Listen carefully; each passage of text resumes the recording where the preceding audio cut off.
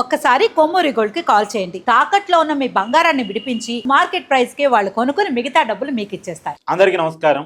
నిన్న టీడీపీ ఆవిర్భవించి 44 సంవత్సరాలు అవుతున్న సందర్భంగా 44వ వార్షికోత్సవాన్ని ఘనంగా జరుపుకున్నారు. ఆ పార్టీ అధినేత చంద్రబాబు నాయుడు గారు వాళ్ళ పార్టీ కేంద్ర కార్యాలయంలో జెండా ఎగరేసి కార్యకర్తలను ఉద్దేశించి మాట్లాడారు. నారా లోకేష్ గారు మాట్లాడారు. వాళ్ళ పార్టీ రాష్ట్ర అధ్యక్షుడు పల్లా శ్రీనివాస్ మాట్లాడారు. సరే, కార్యకర్తలకే ఇంపార్టెన్స్, నాయకులను తయారు చేసే ఫ్యాక్టరీ తెలుగుదేశం, కార్యకర్తలకు ఇంపార్టెన్స్ ఇచ్చే నాయకులకి మాత్రమే మేము ప్రాధాన్యత ఇస్తాం, కార్యకర్తలకు ప్రాధాన్యత ఇవ్వని నాయకులు పార్టీని విడిచి వెళ్ళిపోవచ్చు, లేదా వాళ్ళు నాకు అవసరం లేదు అన్నట్టుగా కూడా చంద్రబాబు నాయుడు గారు సంకేతాలు పంపించాడు. పైగా ఇప్పుడు ఆంధ్రప్రదేశ్లో అసెంబ్లీ స్థానాలు పెరగబోతూ ఉన్నాయి.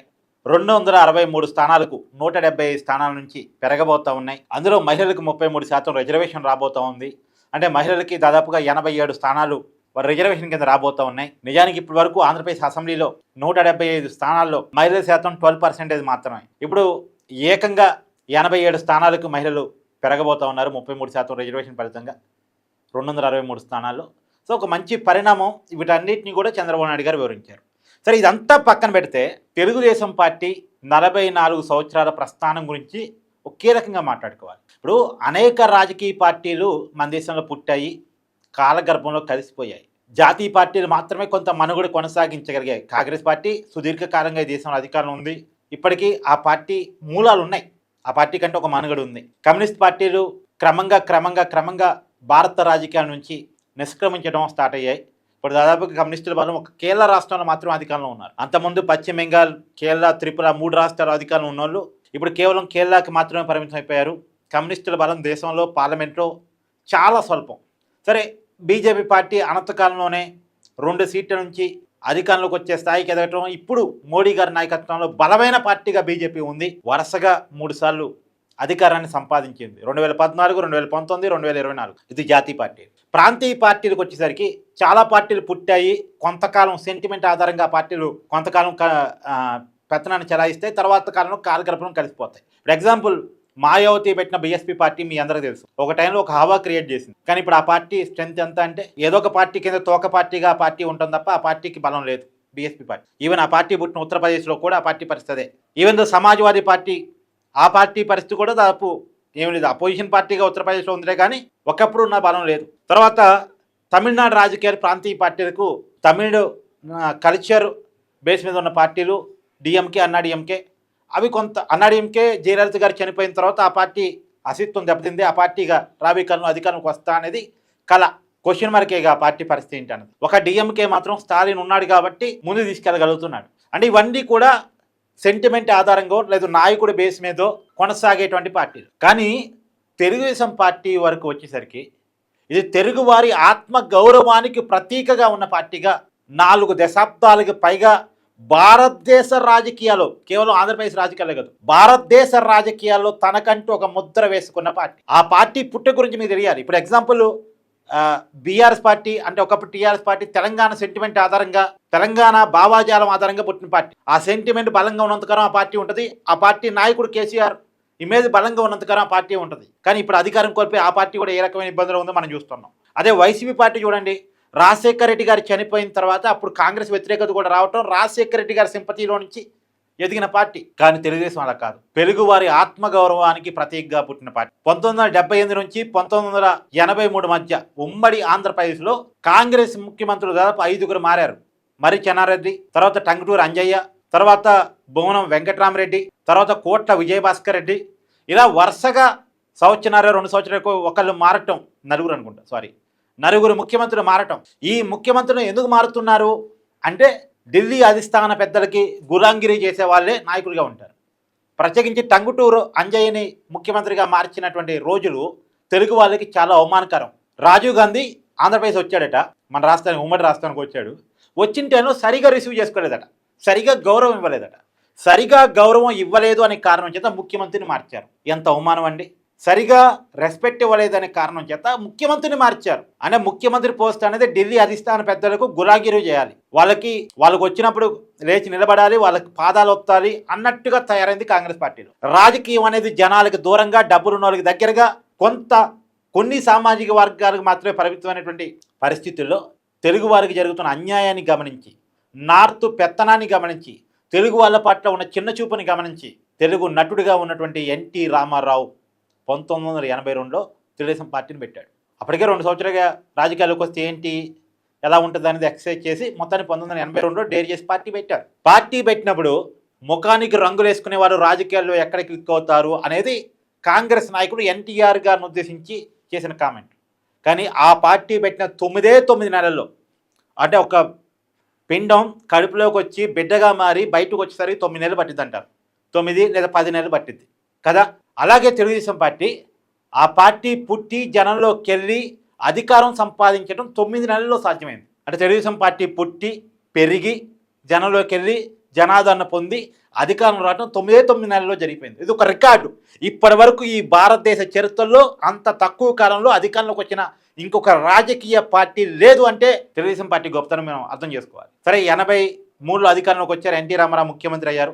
తర్వాత ఆ పార్టీలోనే ఒక సంక్షోభం, నార్గిన భాస్కరరావు రూపంలో పార్టీలో తిరుగుబాటు, అధికారం 2 సంవత్సరాల్లోనే కోల్పోవాల్సిన పరిస్థితి. మళ్ళా 85లో ఎన్నికలు. అంటే కాంగ్రెస్ పార్టీ తెలుగుదేశం పార్టీని చీల్చడానికి, తెలుగుదేశం పార్టీని అధికారంలో లేకుండా చేయడానికి విపరీతమైన ప్రయత్నాలు చేసింది ఢిల్లీ అధిష్టానం. కానీ వాటన్నిటిని ఎదుర్కొని ఆ పార్టీ నిలబడి మళ్ళా 85లో ఆ పార్టీ గెలిచింది. తర్వాత కాలంలో చంద్రబాబు నాయుడు గారు అప్పటి కాంగ్రెస్ పార్టీ ఎమ్మెల్యేగా ఉండి కాంగ్రెస్ పార్టీలో కీలకమైనటువంటి నాయకుడిగా ఉన్నటువంటి చంద్రబాబు నాయుడు గారు తెలుగుదేశం పార్టీలోకి రావటం, ఎన్టీఆర్ గారికి అల్లుడిగా మారటం, ఆ పార్టీలో క్రమశిక్షణని చక్కదిద్దటం. ఆ పార్టీ 89 వరకు అధికారం ఉంది. 89లో అధికారాన్ని కోల్పోయింది 1989లో. అయినా సరే ఆ పార్టీ బలంగా పునాది వేసుకొని ఉంది. ఇప్పుడు ఒక విషయం ఇక్కడ మనం గొప్పగా చెప్పుకోవాల్సిందంటే, తెలుగుదేశం పార్టీ పుట్టినప్పుడు నాయకుడు ఎవరంటే చాలా డౌన్ గ్రేడ్ వర్గాల వాళ్ళ నాయకుడు. అప్పటి వరకు ఉన్న రాజకీయ నాయకులను ఎవరిని తీసుకొని వాళ్ళనే నాయకులుగా తెలుగుదేశం అనుకోలే. అప్పుడు హైదరాబాదు మార్కెట్లో తలసాని శ్రీనివాస్ యాదవ్ ఒక మార్కెట్ నడుపుతుండేవాడు, సికింద్రాబాద్ మార్కెట్. ఆ తలసాని శ్రీనివాస్ యాదవ్ని నాయకుడిని చేసి పడేశారు. తర్వాత పరటర్ రవి ఒక మాజీ మావోయిస్టు, లొంగిపోయిన మావోయిస్టు నాయకుడు, చదువుకున్న కుర్రవాడు, నువ్వు నాయకుడు అన్నారు. అయ్యన్న పాత్రుడు చదువుకున్న కుర్రవాడు, నువ్వు నాయకుడు అన్నారు. అంటే ఎక్కడ ఎవరు చదువుకొని కొద్దిగా సామాజిక స్పృహత ఉన్నారో వాళ్ళందరినీ నాయకులను చేసి పడేశారు ఎన్టీఆర్ రామారావు. చాలా చిన్న చిన్న వ్యక్తులు. తుమ్మల నాగేశ్వరరావు ఖమ్మం జిల్లాలో వ్యవసాయం చేసుకుంటుండేవాడు, పొలం దున్నుకుంటుండేవాడు, రైతు అవగాహన ఉంది. నువ్వే నాయకుడు అన్నాడు ఎన్టీ రామారావు. నాయకుడు అయిపోయాడు. ఇప్పుడు అయ్యన్ పాత్ర గారు స్పీకర్గా ఉన్నప్పుడు చెప్పారు, తెలుగుదేశం పార్టీలో ఒకసారి ఎన్టీ రామారావు గారిని కలవడానికి పోయాడట అయ్యన్ పాత్ర గారు. పోతే ఏం చదువుకున్నావు ఏంటి అవన్నీ అడిగిన తర్వాత నీవు ఏది సరిపోద్దా, ఏది సరిపోదు, అప్పటికి సరిపోదు నిజానికి. అయితే ఎన్నికలు వచ్చే పాటి సరిపోయింది సార్ అంటే నువ్వే ఎమ్మెల్యే అన్నాడట. ఎమ్మెల్యే అయిపోయాడు. అంటే చాలా చిన్న వాళ్ళు, డబ్బులు ఖర్చు పెట్టుకోలేని వాళ్ళు, డబ్బు రాజకీయాలు తెలవని వాళ్ళు, కేవలం చదువుకొని సమాజానికి ఏదో చేయాలనేటువంటి స్పృహ ఉన్నవాళ్ళు. ఇప్పుడు చూడండి, యనమల రామకృష్ణుడు, అయ్యన్న పాత్రుడు, అచ్చే నాయుడు, ఎర్ర నాయుడు, ప్రతిభా భారతి, బాలయోగి, తుమ్మల నాగేశ్వరరావు, గంగుల కమరాకరు, తలసాని శ్రీనివాస్ యాదవ్, కడియం శ్రీహరి, నాగం జనార్దన్ రెడ్డి. అంతెందుకండి, తెలంగాణకి మొట్టమొదటి ముఖ్యమంత్రి కేసీఆర్ టీడీపీ స్కూల్ నుంచి వచ్చినోడే, టీడీపీ స్కూల్లో ఎదిగినోడే. తర్వాత second CM Revanth Reddy TDP స్కూలింగే. ఇప్పటికీ చెప్పుకుంటాడు గర్వంగా టీడీపీ అనే స్కూలింగ్ నుంచి వచ్చినోడని రేవంత్ రెడ్డి. ఇప్పుడు కేసీఆర్ అయితే వాళ్ళ కొడుక్కి కేటీ రామారావు, తారక రామారావు పేరు ఎక్కడిది? నందమూరి తారక రామారావు పేరు, ఆ పేరే పెట్టుకున్నాడు కొడుక్కి. సరే, ఇప్పుడు తెలంగాణ ఉద్యమంలో దాన్ని బయటపడలేడు, అది పక్కన పెడితే ఆ ప్రేమ ఎప్పటికీ కేసీఆర్కి ఉంటుంది. అంటే ఎంతమంది నాయకులను తయారు చేసినా మనం అర్థం చేసుకోండి. అంతకుముందు ఇప్పుడు లేరు కానీ దేవేంద్ర గౌడ్, ఎంతోమంది నాయకులు, వీళ్ళెవరూ కూడా ఇతర రాజకీయ పార్టీల నుంచి వచ్చి అప్పటికే నాయకులుగా ఉండి టీడీపీలో చేరి టీడీపీని గెలిపించిన వాళ్ళు కాదు. చాలా చిన్న వాళ్ళు నాయకులు అయిపోయారు. ఇవాళ మనం పెద్ద నాయకులు అనుకునే వాళ్ళంతా కూడా చాలా చిన్న స్థాయి నుంచి వచ్చిన వాళ్ళు. అది తెలుగుదేశం పార్టీ గొప్పతనం. ఆ పార్టీ అలా నిలబడింది. ఆ పార్టీ అలా నిలబడుతూ అనేక గెలుపులు, ఓటములు, సంక్షోభాలు అన్నీ ఎదుర్కొంటూ చివరికి జాతీయ రాజకీయాల్లో చక్రం తిప్పింది. ఇప్పుడున్న ఆంధ్రప్రదేశ్ ముఖ్యమంత్రి చంద్రబాబు నాయుడు గారు ఇప్పుడు కాదు, ఎన్డీఏ ఇప్పుడేదో టీడీపీ మీద ఆధారపడి ఉందని ఇప్పుడు మనం చెప్పుకోవడం కాదు. ప్రాంతీయ పార్టీని అన్నింటినీ కలిపి ఎన్డీఏ కూటమి పెట్టి, అదే వాజ్పేయి గారు ప్రధానిగా ఉన్న టైంలో ఎన్డీఏ కన్వీనర్గా చంద్రబాబు నాయుడు గారు ఉన్నారు, ఎన్డీఏ కన్వీనర్గా. అప్పుడు మోడీ గారు గుజరాత్ సీఎం, ఉమ్మడి రాష్ట్రానికి చంద్రబాబు నాయుడు గారు సీఎం ప్లస్ ఎన్డీఏకి కన్వీనర్. అంటే మోడీ గారి కంటే కూడా చంద్రబాబు నాయుడు గారు సీనియర్ రాజకీయ నాయకులు. సరే, ఇది ప్రాంతీయ పార్టీ కాబట్టి చంద్రబాబు నాయుడు గారి ప్రస్థానం ఇక్కడ ఆగిపోయింది. మోడీ గారిది జాతీయ పార్టీ కాబట్టి ఆయన ప్రధాని కాగలిగారు.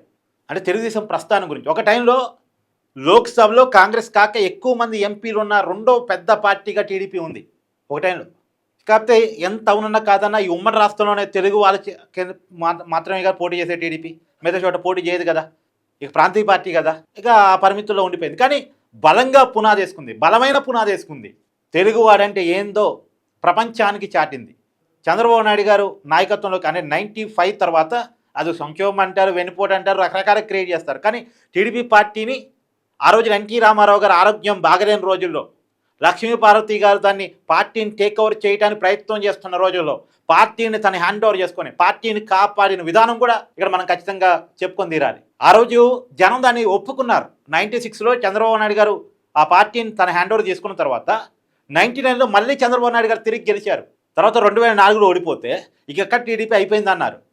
2009లో ఓడిపోతే 2009లో ఎలా ఓడిపోయింది టీడీపీ అనేది వైఎస్ రాజశేఖర రెడ్డి గారి మాటలో చెప్పాలంటే ఆ రోజు ప్రజారాజ్యం పార్టీ కనుక లేకపోతే మళ్ళీ టీడీపీ అధికారంలోకి వచ్చేది 2009లో ఉమ్మడి రాష్ట్రంలో అని వైఎస్ రాజశేఖర రెడ్డి ఒప్పుకున్నాడు. ప్రజారాజ్యం పుణ్యం అంటూ మనం గెలిచాము, మనం పాస్ మార్కులు పడ్డాయి, లేకపోతే తెలుగుదేశం అధికారాన్ని కొట్టేదని. తర్వాత 2014లో విభజిత రాష్ట్రంలో అంత సెంటిమెంట్ జగన్ వేవ్ అనుకున్నా కానీ చంద్రబాబు నాయుడు గారు అధికారాన్ని సంపాదించగలిగారు. 2019లో ఒక దారుణమైన ఓటమి, టీడీపీ లేకుండా చేయాలనేటువంటి జగన్మోహన్ రెడ్డి విపరీతమైన ప్రయత్నం, దాన్ని తట్టుకొని నిలబడి అంటే టీడీపీ కంటూ సపరేట్ క్యాడర్ ఉన్నారు. ఎన్ని సంక్షోభాలు గురి కానివ్వండి, చంపేయనివ్వండి, టీడీపీ జిందాబాద్ అంటూ చచ్చిపోతారు. అలాంటి కార్యకర్తలు తెలుగుదేశం పార్టీకి ఉండటం ఫలితంగా, అలాంటి నాయకత్వం తెలుగుదేశం పార్టీకి ఉండటం ఫలితంగా ఎన్ని కేసులు పెట్టినా, ఎంత వేధించినా, ఎంత బూతులు పెట్టినా, ఎంత దాడులు చేసినా ఆ కార్యకర్తలు, ఆ నాయకులు అలా నిలబడి ఆ పార్టీని మళ్ళా 2024 ఎన్నికల్లో గెలిపించుకున్నారు. చంద్రబాబుని అరెస్ట్ చేసి జైల్లో పడితే ఇంకెక్కడ టీడీపీ అన్నారు. కానీ ఇవాళ బ్రహ్మాండమైన విజయం కదా, ఇవాళ ఎన్డీఏని మోస్తుంది మళ్ళీ టీడీపీనే. ఇవాళ మోడీ 3వ ప్రధానిగా ఉన్నారంటే దానికి కారణం టీడీపీ. సో తెలుగుదేశం పార్టీ అనేది ఒక ఆత్మగౌరవం తెలుగు వాళ్ళకి ఇచ్చిన పార్టీ. ఢిల్లీ పెద్దల దగ్గర తెలుగు వాళ్ళు ఏమైనా సాగనం పడితేనే ముఖ్యమంత్రి పదవి అనుకునే పరిస్థితి నుంచి మీరు మాకిచ్చేదేంది, మిమ్మల్ని మేము శాసిస్తాం, అక్కడ ప్రధానమంత్రి కుర్చీలు ఎవరు కూర్చోవాలో మేము చెప్తాం, మా ముఖ్యమంత్రిని మీరు డిసైడ్ చేయటం కాదు, మీ దేశ ప్రధాని మేము డిసైడ్ చేస్తాం అని చెప్పి ఆ మాట నిలబెట్టుకున్నటువంటి తెలుగు వాళ్ళకి ఒక ఆత్మగౌరవాన్ని దేశవ్యాప్తంగా ఎగరవేసినటువంటి పార్టీగా తెలుగుదేశం పార్టీని ఇక్కడ మనం కీలకంగా చెప్పుకోవాలి. తెలుగుదేశం పార్టీ ప్రస్థానం మీద మీ అభిప్రాయాన్ని కామెంట్ రూపంలో తెలియజేయండి. Thank you.